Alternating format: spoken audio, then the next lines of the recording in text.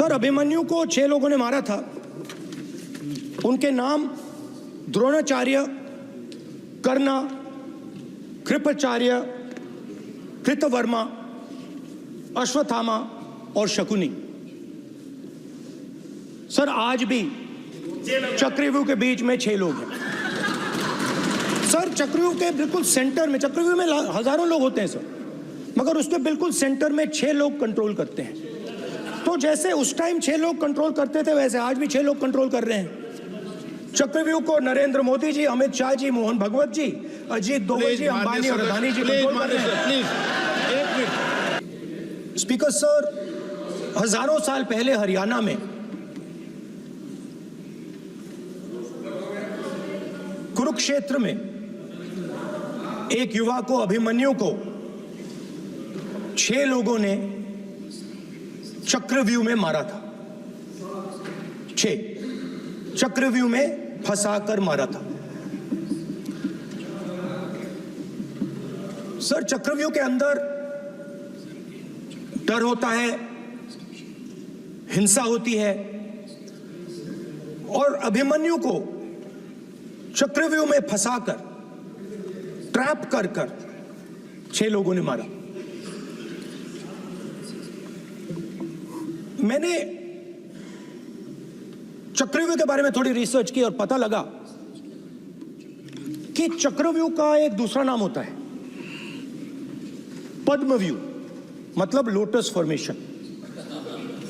तो जो चक्रव्यूह होता है स्पीकर सर, वो लोटस के शेप में होता है, कमल के फूल के शेप में होता है। 21वीं सदी में सर एक नया चक्रव्यूह तैयार हुआ है स्पीकर सर, वो भी लोटस की शेप में है सर, और उसका चिन्ह प्रधानमंत्री जी अपनी छाती पर लगा के चलते हैं। सर, जो अभिमन्यु के साथ किया गया था, जो अभिमन्यु को चक्रव्यूह में फंसाया गया था, वही हिंदुस्तान के साथ किया गया है। हिंदुस्तान के युवाओं के साथ, हिंदुस्तान के किसानों के साथ, हमारी माताओं बहनों के साथ, स्मॉल बिजनेसेस के साथ, मीडियम साइज बिजनेस के साथ। सर, अभिमन्यु को 6 लोगों ने मारा था। उनके नाम द्रोणाचार्य, कर्ण, कृपाचार्य, कृतवर्मा, अश्वत्थामा और शकुनी। सर, आज भी चक्रव्यूह के बीच में 6 लोग हैं। सर, चक्रव्यूह के बिल्कुल सेंटर में, चक्रव्यूह में हजारों लोग होते हैं सर, मगर उसके बिल्कुल सेंटर में 6 लोग कंट्रोल करते हैं। तो जैसे उस टाइम 6 लोग कंट्रोल करते थे, वैसे आज भी 6 लोग कंट्रोल कर रहे हैं। चक्रव्यूह को नरेंद्र मोदी जी, अमित शाह जी, मोहन भगवत जी, अजीत डोभाल जी, अंबानी और अदानी जी कंट्रोल कर रहे हैं। एक मिनट प्लीज। नहीं सर, बोलने दीजिए। हाँ, आप बैठिए। माननीय सदस्य, आप संवैधानिक पद पर हैं। आपके कई माननीय सदस्यों ने यहाँ पर मुझे लिख कर दिया है कि जो माननीय सदस्य का सदस्य नहीं है, उसका नाम नहीं लें। आपने लिख के दिया है। नो, आपने क्या, आप उसकी पालना करना चाहते हो? स्पीकर सर, गलत। मैं माननीय एक minute, hold on. Speaker sir, अगर आप चाहते हैं तो मैं एक मिनट मैं प्रतिपक्ष के नेता से ये तो अपेक्षा करूंगा सही कि वो सदन की नियम मर्यादा को बने, ये अपेक्षा करता हूँ। आप चाहे नहीं करें, पर मैं अपेक्षा करता हूँ। नहीं सर, मैं, अगर आप चाहते हैं सर, मैं NSA का और अदानी और अंबानी का नाम इस लिस्ट से निकाल देता हूँ। फिर माननीय सदस्य, आप अगर आप चाहते हैं सर। प्लीज, मैं नहीं चाहता। सदन के नियम प्रक्रियाओं से सदन चलता है। सर, अगर आप कहते हैं मैं निकाल देता हूँ। नो सदस्य, मैं 3 ही नाम यूज करूँगा। नहीं माननीय सदस्य, नहीं कहा, और आप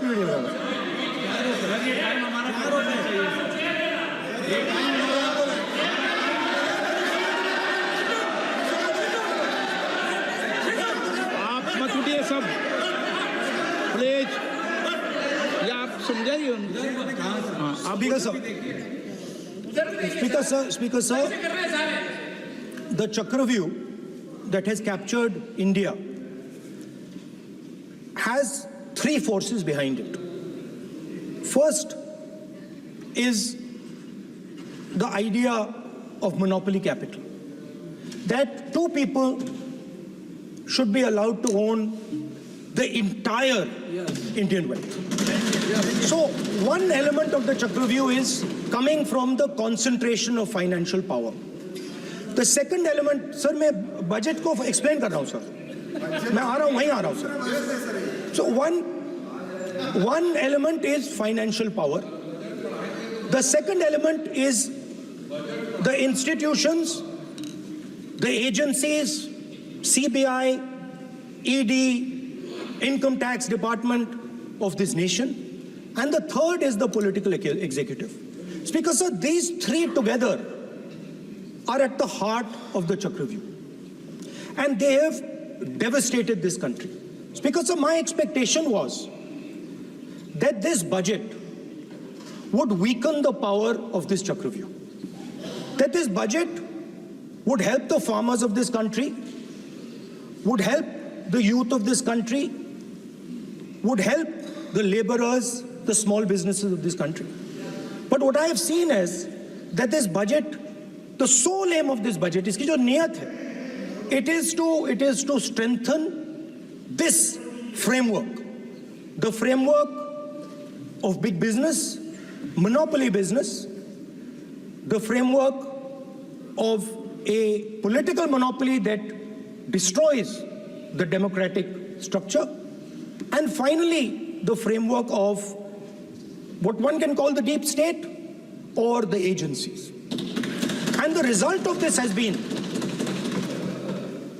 the first पहला काम इस चक्रव्यूह ने क्या किया, जो हिंदुस्तान को रोजगार देते हैं, स्मॉल एंड मीडियम बिजनेसेस हैं, जो करोड़ों युवाओं को रोजगार देते थे, उन पर इस चक्रव्यूह ने आक्रमण किया. कैसे किया? नोटबंदी, जीएसटी और टैक्स टेररिज्म.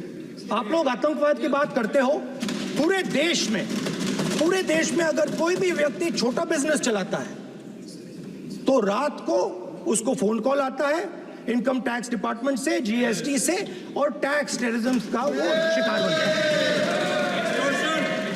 इस टैक्स टेररिज्म को रोकने के लिए बजट में आपने कुछ नहीं किया है.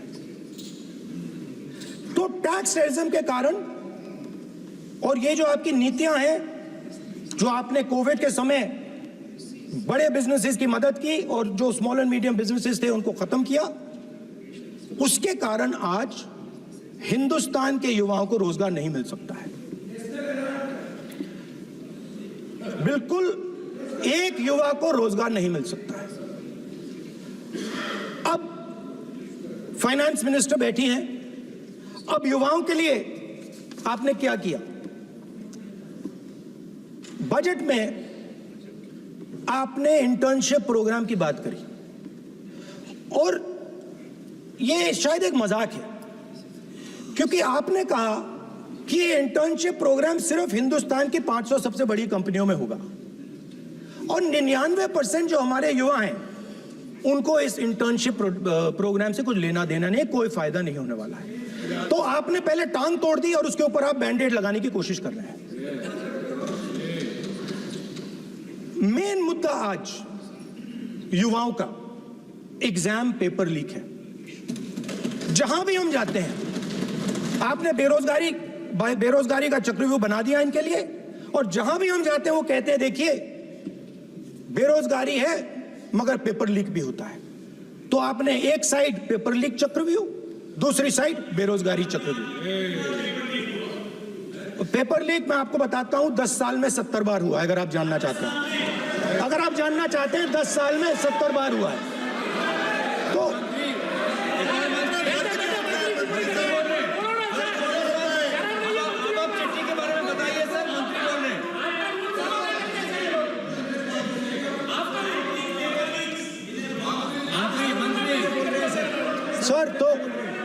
सर तो पेपर लीक के बारे में फाइनेंस मिनिस्टर ने बजट में एक शब्द नहीं कहा है.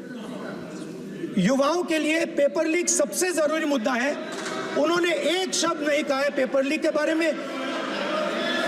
एक बार उन्होंने पेपर लीक नहीं कहा, और उल्टा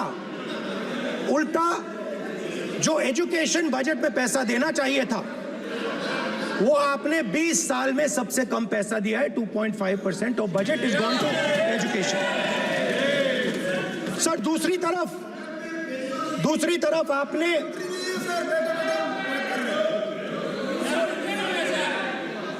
आपकी नहीं मानते सर, ये रनिंग कमेंट्री कर रहे हैं सर। दूसरी तरफ पहली बार सेना के जवानों को आपने अग्निवीर के चक्रव्यूह में फंसाया। सही बात। इस बजट में अग्निवीरों के पेंशन के लिए 1 रुपया नहीं है। आप अपने आप को देशभक्त कहते हो, मगर जब अग्निवीरों की मदद करने की बात आती है, जवानों को पैसा देने की बात आती है, तो बजट में आपको 1 रुपया नहीं दिखाई देता। उनकी पेंशन के लिए 1 रुपया आपने नहीं दिया। तो उनको आपने अग्निवीर के चक्रव्यूह में फंसाया। उसके बाद सर जो अन्नदाता हैं वो चक्रव्यूह से निकलने के लिए, आपके चक्रव्यूह से निकलने के लिए जो आपने बनाया 3 काले कानून, जमीन अधिग्रहण बिल को आपने कमजोर किया, उनको आप सही दाम नहीं देते हो। इस चक्रव्यूह से निकलने के लिए उन्होंने आपसे सिर्फ एक चीज मांगी है, 2 चीजें नहीं मांगी है, सिर्फ एक चीज मांगी है। उन्होंने कहा है कि हमें लीगल गारंटीड एमएसपी दे। आपने उनको बॉर्डर पे बंद कर दिया, रोक दिया, आज तक रोड बंद है। आप उनसे बात करने को तैयार नहीं है। वो यहां आए, मुझसे मिलने आए, आप उनको अंदर नहीं आने दे रहे थे। माननीय सदस्य, आप सदन में असत्य नहीं कहे। आप वो सर, आप, एक मिनट, हाँ चलिए, चलो,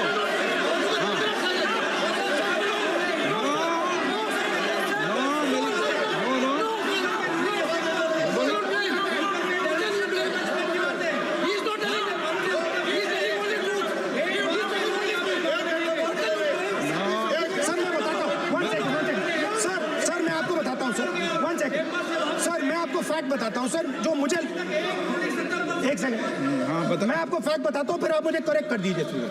स्पीकर सर, फार्मर्स का डेलीगेशन नहीं सर, मैं आपको फैक्ट बताता हूं। पर आपके माननीय सदस्यों को कह दें वो सदन पर आरोप नहीं लगाए। मेरे पास रिपोर्ट से बोलता हूं, मैं बिना रिपोर्ट के नहीं बोलता हूं। हाँ बोलिए, बोलिए, उनको बोलने दीजिए, उनको बोलने दीजिए, उनको बोलने दीजिए, आप बोलने दीजिए उनको, बोले, वो बोले, बताएं, वो बताएं, मैं बताऊंगा। Speaker sir 1 second. Speaker sir, मैं आपको बताता हूं जो मुझे मालूम है। स्पीकर सर, मैं आपको बताता हूं। बैठिए। स्पीकर सर, हुआ क्या, वहां पे सर मुझसे मिलने एक फार्मर का डेलीगेशन आया। मुझे बताया गया कि फार्मर के डेलीगेशन को अंदर नहीं आने देंगे। मैं उनसे मिलने जब गया तब उनको अंदर आने दिया गया था। सर ये फैक्ट है सर। अब पता नहीं कोई मिसकम्युनिकेशन हुआ, वो अलग बात है, बट फैक्ट ये है कि जब मैं मीडिया के साथ वहां गया तब दरवाजे पार्लियामेंट के, संसद के उनके लिए खुले, उससे पहले वो बंद थे। ठीक है। और ये आप उनसे भी पूछ लीजिए sir. Please please, no please please, एक मिनट प्लीज। आपने विषय उठाया इसलिए मैं बोल रहा हूं।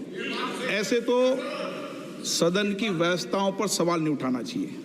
किसको आने दें, 1 मिनट प्लीज बैठिए, किसको आने दें, किसको अलाउ नहीं करने दें, ये स्पीकर का जुडिक्शन होता है। नंबर 1, जब ये सूचना आई आप मिले, उनसे अंदर मिले, लेकिन उसमें एक सदन की मर्यादा का उल्लंघन हुआ कि कभी सदन में माननीय सदस्य के अलावा दूसरा कोई व्यक्ति बाइट नहीं दे सकता। और आपकी मौजूदगी में बाइट दी, ये क्लियर करना चाहता हूँ। सर ये टेक्निकलिटी है सर, ये मुझे मालूम नहीं थी। कोई बात नहीं। बट सर प्लीज, नो, माननीय आप मत बोलिए, आपके नेता बोल रहे हैं। तो स्पीकर सर, जब महिला आरक्षण आया तो ये आपको बेटे बेटे स्पीकर कमेंट्री सर, हम करने का चाहते अधिकार नहीं थे। है। माननीय प्रतिपक्ष के नेता, आपके बेटे बेटे सदस्य कमेंट्री कर रहे हैं, फिर वो कहते हैं इधर के लोग क्यों कमेंट्री कर स्पीकर रहे हैं? सर, हम चाहते थे, हमारा एक्सपेक्टेशन था कि जो अन्नदाता है, जो सरकार से सिर्फ एक चीज मांग रहा है, लीगल गारंटीड एमएसपी, हमें लगता था कि ये कोई बड़ा काम नहीं है सर, ये इतना बड़ा काम नहीं है। हमें लगता था कि अगर सरकार बजट में इसका प्रोविजन कर देती, अगर बजट में इसका प्रोविजन कर देती, तो जो हमारे किसान हैं, जो चक्रव्यूह में, आपके चक्रव्यूह में फंसे हैं, वो निकल पाते। ये हमारी थिंकिंग थी, मगर आपने नहीं किया। तो मैं यहां इंडिया गठबंधन के तरफ से गारंटी देता हूं कि हम ये काम करके दिखा देंगे। जो आपने अपने बजट में नहीं किया, वो मैं हिंदुस्तान के सब किसानों से कहना चाहता हूं, गारंटीड लीगल एमएसपी हम इस सदन में पास करके आपको देंगे। स्पीकर सर, जो मिडिल क्लास है सर, वो प्रधानमंत्री को अच्छी बात बोलो, किसान के हक में अगर नेता विपक्ष बोल रहे हैं तो आप बेटे बेटे टिप्पणी आप मत करो, आप करोगे तो वो भी करेंगे। आप मत करो, मैं सब साइलेंट करो प्लीज। फिर टिप्पणी कर रहे हो आप, प्लीज। माननीय सर मिडिल क्लास जो है, वो शायद इस बजट से पहले प्रधानमंत्री को सपोर्ट करता था। जब प्रधानमंत्री ने कोविड के समय उनसे थाली बजवाई थी, तो उन्होंने दबा कर थाली बजाई,